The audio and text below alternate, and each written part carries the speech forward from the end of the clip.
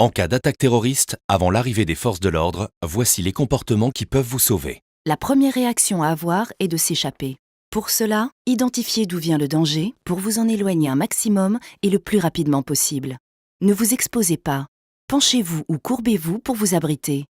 Si possible, aidez les autres personnes à s'échapper. Alertez les personnes autour de vous et dissuadez-les de pénétrer dans la zone de danger. Si vous ne pouvez pas vous échapper, cachez-vous. Enfermez-vous à double tour. Barricadez-vous avec des meubles ou objets lourds. Éteignez toutes les lumières et coupez le son de tous les appareils.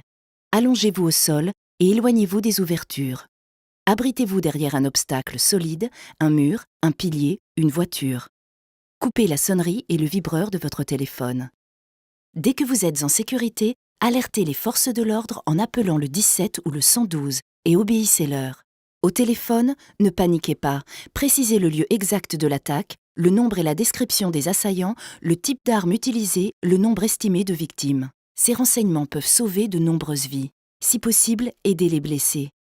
Une fois les forces de l'ordre arrivées, ne courez en aucun cas dans leur direction. Gardez les mains levées, ouvertes et bien visibles sans faire de mouvements brusques. Si vous attendez les secours et les forces de l'ordre, et si vous êtes en sécurité, vous pouvez sauver des vies en réalisant les gestes d'urgence. S'il y a saignement, appuyez fortement dessus en utilisant si possible un linge propre, t-shirt, pull ou autre. Maintenez la pression sur la blessure jusqu'à ce que les secours prennent le relais. Si vous n'êtes pas encore en sécurité ou si la blessure saigne toujours abondamment, effectuez un garrot. Pour cela, faites un nœud coulissant à la racine du membre concerné à l'aide d'une écharpe, cravate ou ceinture. Dans tous les cas, aidez la personne à s'installer dans la position dans laquelle elle se sent le mieux. Si la plaie est sur le thorax, mettez-la en position assise ou semi-assise.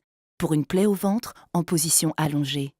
Si la personne est inconsciente ou perd connaissance, tournez-la sur le côté comme si elle dormait en chien de fusil en position latérale de sécurité. Faites en sorte qu'elle puisse respirer correctement. Face à la menace terroriste, restons toujours vigilants. Dès que vous rentrez dans un lieu, repérez tout de suite les sorties de secours. Si vous êtes témoin d'une situation ou d'un comportement suspect, contactez les forces de l'ordre au 17 ou au 112. Ne diffusez aucune information sur leur intervention. Ne propagez pas de rumeurs ou d'informations non vérifiées sur Internet et les réseaux sociaux. Suivez les comptes Place Beauvau et Gouvernement FR sur les réseaux sociaux. Restons toujours vigilants. Pour en savoir plus, allez sur encadattaque.gouv.fr.